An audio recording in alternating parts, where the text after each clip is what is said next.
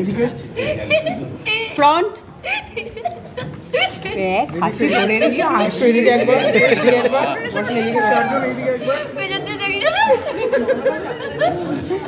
এদিকে একবার চারজন। আরে একটু কেক খাইয়ে দাও, কেক খাওয়া। দেখো আমি তো এটাই চাইছি, তোমরা যদি ক্যামেরাগুলো করে রাখো আমি কেকটা খাবো কি করে? আরে খাও খাও খাও, গল্প করে খাও। নিজেই খেলো, এটা বেরো খাও। এ নাও আমার শাড়ি খাও।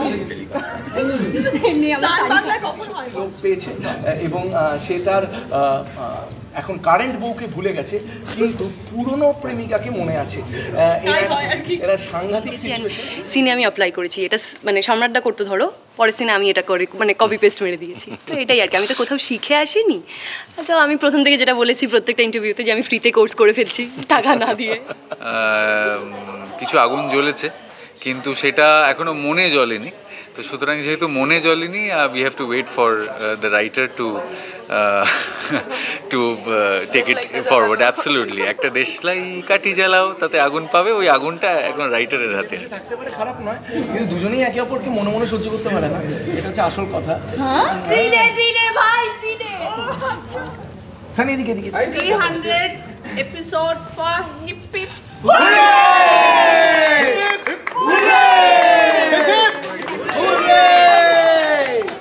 এটা নিভাতে হয়, এটা কেউ নিভায়নি?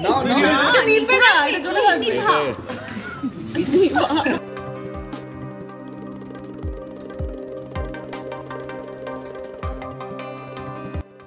দেখতে দেখতে 300 পর্বের সফল যাত্রা সম্পূর্ণ করলো শান বাংলার জনপ্রিয় ধারাবাহিক আকাশ কুসুম। এই তো সেদিনের কথা। ধারাবাহিকটি শুরু হয়েছিল ডালি ও রক্তিমকে নিয়ে, আর মাত্র কয়েক মাসের যাত্রাতেই 300 পর্বের মাইলস্টোন পেরিয়ে গেল সকলের প্রিয় এই ধারাবাহিকটি। 300 পর্বের উদযাপনে তাই মেতে উঠেছিল আকাশ কুসুম ধারাবাহিকের সকল কলাকুশলীরা।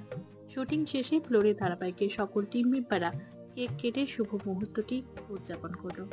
ধারাবাহিকের মুখ্য চরিত্রে সম্রাট ওরফে রক্তিমের সাথে ডালি এছাড়া উপস্থিত ছিল ধারাবাহিকের বাকি কলাকুশলীরা। সকলে হৈ হৈ করে আড্ডা মজায় মেতে উঠেছিল।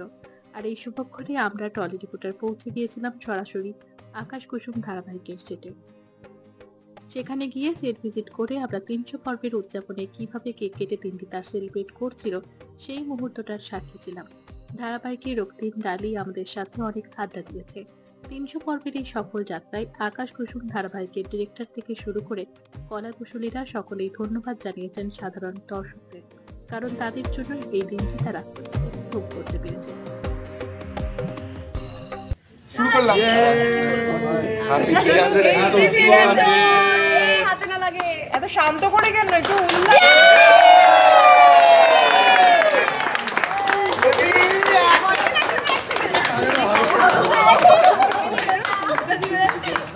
রক্তিম ডালির জার্নি 300 পর্বে এসেছে। কি বলবে দর্শকদের জন্য আসা, দর্শকদের হাত ধরে আসা এবং তোমাদের এতদিনের জার্নি কি মনে পড়ছে এই মুহূর্তে দাঁড়িয়ে? আমার তো মনে পড়ছে ফার্স্ট ডে আমরা যখন প্রোমো করতে এসেছিলাম একটু ভয় ভয় ছিলাম, এখন তো একদম এক ফোঁটাও ভয় পাই না, এখন তো আমাকে বরং ভয় পায়। না, কিন্তু আমার জন্য it has been a very special journey, কারণ একেবারে সেই প্রথম ফোনটার কথা মনে পড়ে আমার, যে প্রথম ফোনটা এসেছিল যে এরকম একটা প্রজেক্ট হচ্ছে আকাশ কুসুম, সম্রাট তুমি কি করবে?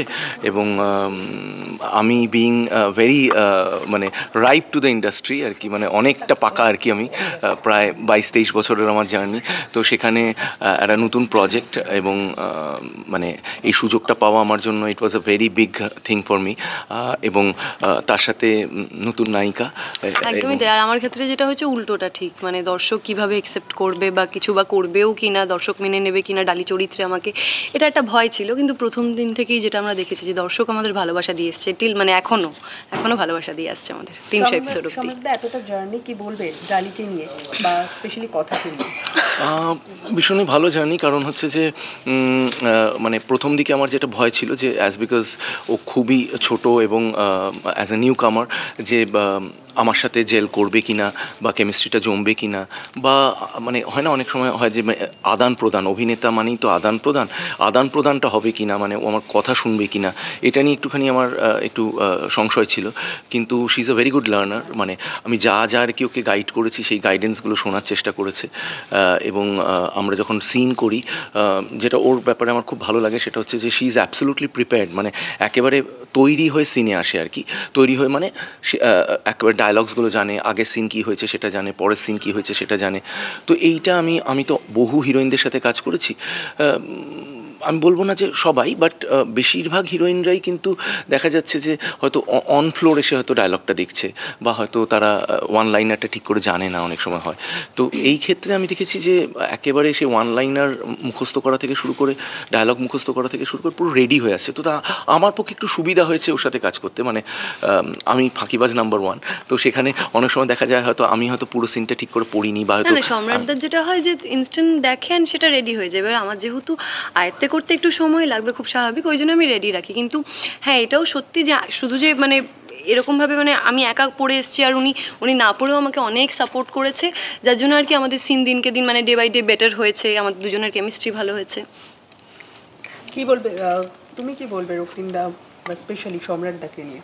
আমি বললাম তো যে যেটা হয় নিউ কামার হলে যেটা হয় যে প্রত্যেকটা আর্টিস্টের সাথে কেরমভাবে জেল হবে বা সম্পর্ক কেমন হবে তার উপর ডিপেন্ড করবে সিন। তো এটা একটুখানি ভয় ছিল হয়তো ওনার সাথে আমার, মানে আমি তো বুঝতে পারিনি যে মানে এভাবেই সাপোর্ট করবে বা কিছু। কিন্তু তারপরে দেখলাম যে মানে যতটা ভয় পেয়েছিলাম ততটা ভয় পাওয়ার কিছু নেই।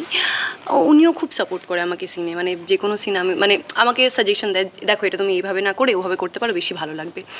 আর আমাদের তো সবটাই মানে কপি পেস্ট করা, কিছু মানে অবজার্ভ করে তারপর সেটা। তো সম্রাটদা থেকে এরকম অনেক কিছু আমি দেখে শিখেছি অ্যান্ড সিনে আমি অ্যাপ্লাই করেছি। এটা মানে সম্রাটদা করতে ধরো, পরের সিনে আমি এটা করে মানে কপি পেস্ট মেরে দিয়েছি। তো এটাই আর কি, আমি তো কোথাও শিখে আসিনি।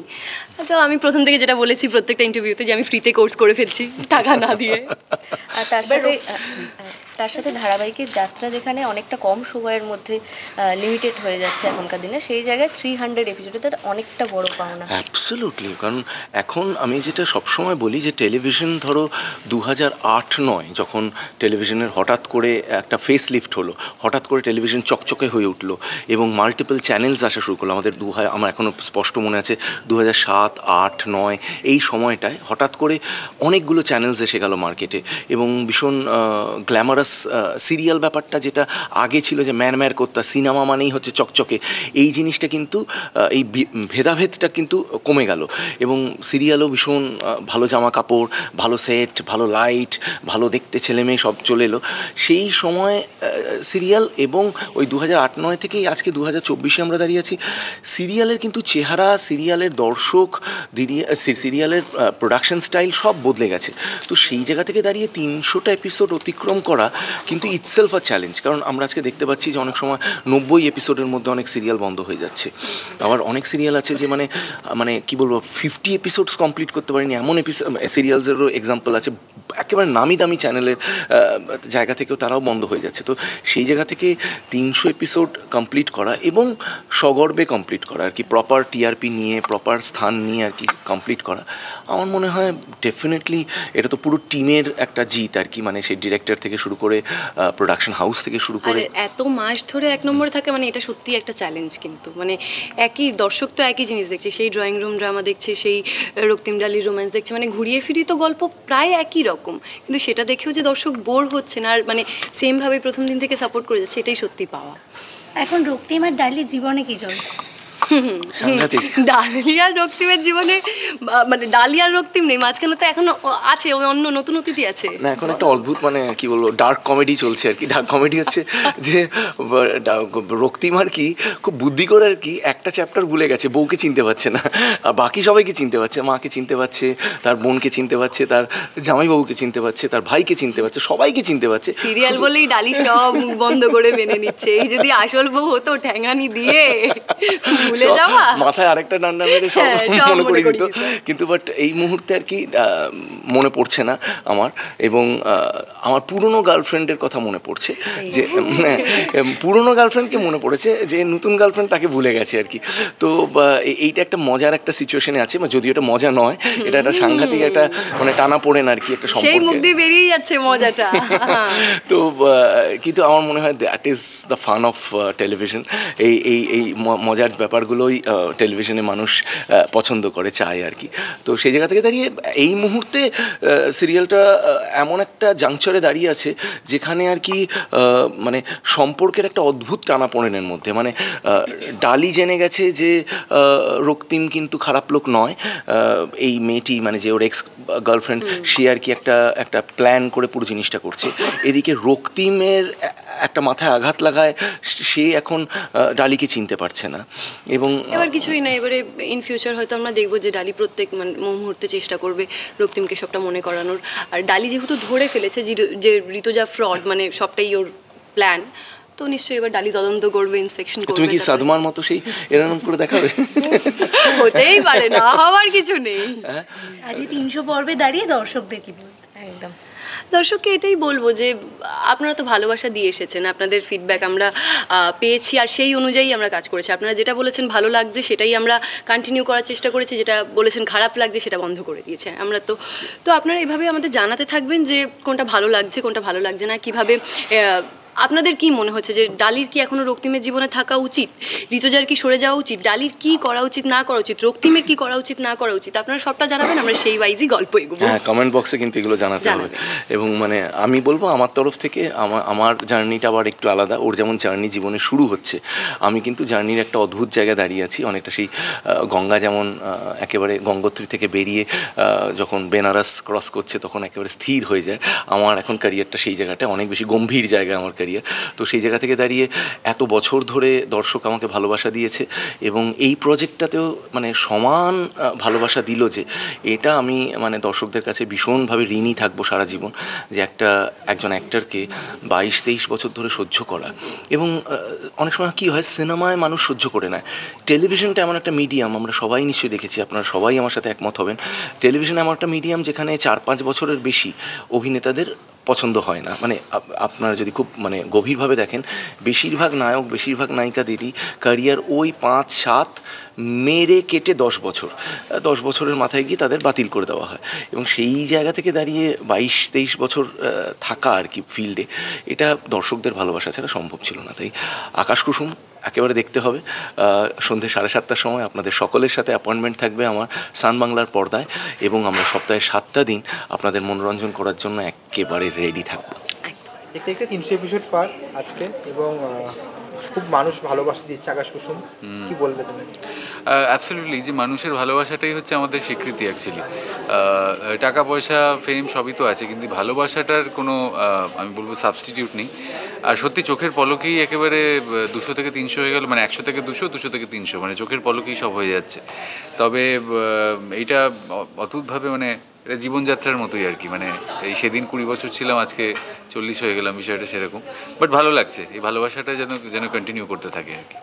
আর তোমার চরিত্র নিয়ে যদি আমাদের আর কিছু বলো, মানে আমার চরিত্র এখন কি চলছে? হ্যাঁ, এখন যেটা চলছে, এখন তো অফকোর্স যেহেতু আমার বউ যাকে বিয়ে করেছিলাম ঝুম আর কি, তো সে যে ফ্রডটা করেছিল, বিশ্বাসঘাতকতা করেছিল, সেটা ধরা পড়ে গেছে বলে তাকে অফকোর্স মানে বেসিক্যালি ঋষভ চরিত্রটা দেখলাম যে একদম অন্যায় সহ্য করে না।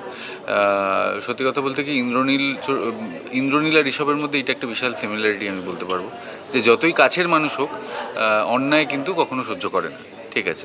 তো আপাতত ঋষভ ভাইদারি যে ক্রাইসিস চলছে জীবনে, সেটাতে সবসময় যেরকমভাবে সাথ দিয়ে থাকে সেরকমভাবে সাথ দিচ্ছে, এবং আমি বলবো যে বেশ কয়েকদিন এটাই এখন চলবে। নতুন কিছু ইন্ট্রোডাকশন হয়েছে, কিছু আগুন জ্বলেছে, কিন্তু সেটা এখনও মনে জ্বলেনি। তো সুতরাং যেহেতু মনে জ্বলেনি, we have to wait for the writer to to take it forward. Absolutely, একটা দেশলাই কাঠি জ্বালাও, তাতে আগুন পাবে, ওই আগুনটা এখন রাইটারের হাতে আর কি। আর আজকে তো কেক কাটিং করে তোমার সেলিব্রেশন হচ্ছে, অ্যাবসলিউটলি। আগামী দিনে আর কি কি পরিকল্পনা আছে? আগামী দিনে আমার মনে হচ্ছে আরও কেক খেতে চাই আর কি, ঠিক আছে। এমনি তো জীবন থেকে সুগার বাদ হয়ে গেছে, কিন্তু এই সুগারটা দেখে আর নিজের টেস্ট বাডসগুলোকে কন্ট্রোল করা যায় না। সত্যি কথা বলছি, প্লাস একটা আনন্দ, কেকের টেস্ট প্লাস একটা আনন্দ, দুটো মিলিয়ে আমি বলবো যে প্রচণ্ড রকম একটা এক্সাইটমেন্ট যে কখন কেক কাটা হবে, এখনই জিভে জল আসছে।